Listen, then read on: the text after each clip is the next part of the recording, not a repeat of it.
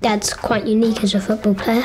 It must be quite hard and a little bit scary because you can't see, you might bump into someone suddenly. You sort of use the ball more, taking more touches than in sighted football because you need to keep close control of the ball. Dad's been in really big situations in football that my football team needs to learn. That's probably the best thing. Our team gets good coaching from Dad.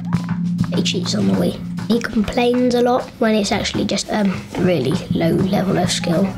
He's got around 120 caps for England and he's got 113 goals. I like guiding him. It restricts me from doing some things, but I'm fine with that. They're not usually massive things, like missing football matches just because I have to guide Dad.